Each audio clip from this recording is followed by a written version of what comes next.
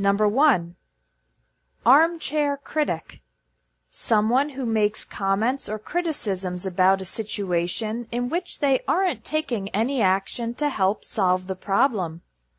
Imagine a person sitting in a big, comfortable armchair and making criticisms without getting up and taking action. Number 2. Busybody. Someone who constantly wants to know about or interfere in other people's lives. For example, my aunt is such a busybody. She's always asking nosy questions about my love life. Number 3. Cheapskate. Someone who hates to spend money, even when spending money is needed. John bought his mother a $5 gift for her birthday. I can't believe what a cheapskate he is. Another way to describe someone who hates spending money is stingy. Number 4. Couch potato. A lazy person who spends lots of time sitting or lying down, usually watching TV, playing video games, or something else that doesn't involve physical activity. Stop being a couch potato. Turn off the TV and go get some exercise. Number 5. Down to earth. Someone who is practical, sensible, and realistic.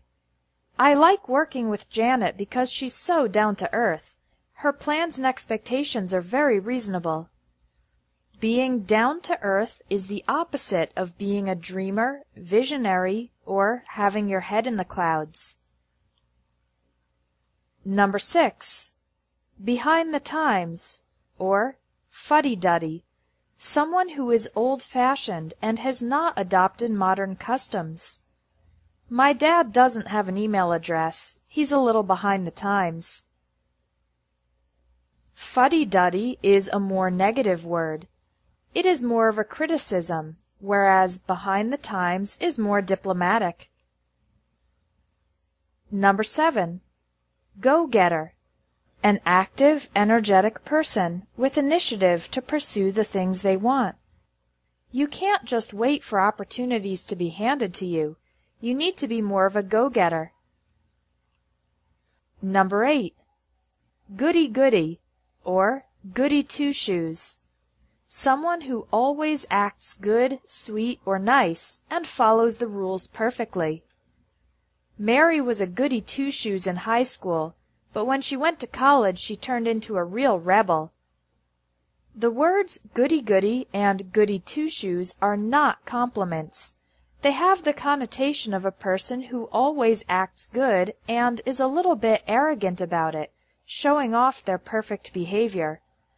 An idiom for describing someone as good without this connotation of arrogance is a good egg. Number 9. Know-it-all, smart aleck, or wise guy.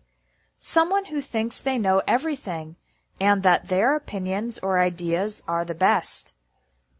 I tried to give advice, but my know-it-all coworker wouldn't even listen. The idioms smart aleck and wise guy are similar, but imply that the person demonstrates their cleverness in an arrogant or sarcastic way. Number 10. A man of his word, a woman of her word, is a person you can trust because they tell the truth and keep their promises. If Gary said he'll be there at 6 o'clock, you can count on it. He's a man of his word. Number 11. Mover and shaker. An active person who helps their company, organization, or group make progress. Martha is the mover and shaker in the department. She's always got ideas to help move things forward. Number 12. A person who is set in his or her ways is stubborn and committed to their current way of doing things. I showed my boss the benefits of this new strategy, but he's set in his ways and doesn't want to change. Number 13. Slime ball. A disgusting, horrible person who deserves to be hated. Harry dumped Kate and immediately started trying to hook up with her 16-year-old sister. What a slime ball! A person can be described as a slime ball in any context, not only romantic relationships. This word can be used for anybody who did an especially terrible, dishonest, or violent action. Number 14. Social butterfly. An extroverted person who loves to socialize with many people. I'm more reserved, but my mother is a social butterfly. Like a butterfly goes quickly from flower to flower, a social butterfly often goes around a room having conversations with many people. Number 15. A stickler for the rules is someone who strongly insists on something and wants or expects others to maintain the same standard. Clean up the classroom after you're done with your project. The teacher's a stickler for neatness. People are usually sticklers for some rule of correctness, such as neatness or cleanliness, punctuality, correct grammar, tradition, accuracy, etc. Number 16. Wet blanket. Someone who discourages or prevents fun or enjoyment for other people through negative actions or attitudes. Other idioms for this type of person include party pooper, spoil sport, killjoy, and a stick in the mud. Number 17. Worrywart. Someone who worries constantly and excessively. My mother's such a worrywart that if I don't call her every day, she starts imagining I've been killed in a horrible accident.